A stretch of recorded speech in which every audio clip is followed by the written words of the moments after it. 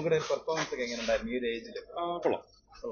നന്നായിട്ട് തന്നെ ഒരു എനർജറ്റിക് ആയിട്ടുള്ള ഫൈറ്റ് ഒക്കെ അടിപൊളിയായിരുന്നു. പോലീസ് സ്റ്റേഷൻ ഫൈറ്റ് ആയിരുന്നോ ക്ലൈമാക്സ് ആയിരുന്നോ ഭയങ്കര ഇഷ്ടപ്പെട്ട? ക്ലൈമാക്സ് കൊള്ളാം, മറ്റേ ഫൈറ്റുകളെല്ലാം കൊള്ളാം. വില്ലൻ എങ്ങനെയുണ്ട്? രാജ്ബി ഷെട്ടി വില്ലൻ പോരാ, എന്റെ നോട്ടത്തിൽ വില്ലൻ പോരാ. കുറച്ചുകൂടെ ഒരു മറ്റേ നമ്മുടെ ആദ്യം വന്ന വരുന്നുണ്ടല്ലോ, അവനായിരുന്നു കൊള്ളായിരുന്നു. സൂപ്പറായിരുന്നു.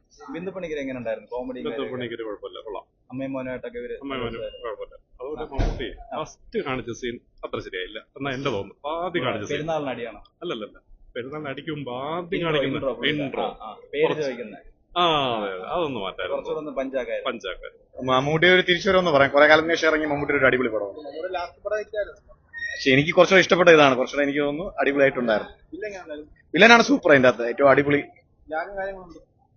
അങ്ങനെയൊന്നുമില്ല, എന്നാലും നല്ല കണ്ടോണ്ടിരിക്കാൻ പറ്റിയ മൂവിയാണ്. ഇപ്പോൾ അതിനുള്ള പടം ഉണ്ടെന്ന് തോന്നുന്നു. ഇപ്പൊ ഇറങ്ങുന്നതെല്ലാം അടിപൊളിയാണ്. മമ്മൂട്ടിയുടെ പ്രതീക്ഷ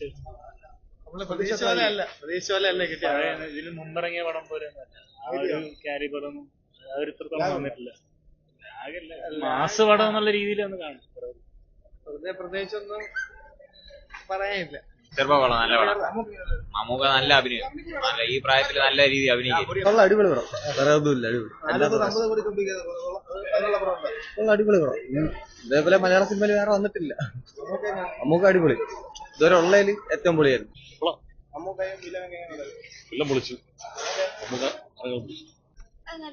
എന്താണ് ഇഷ്ടപ്പെട്ട ഈ പടത്തില്?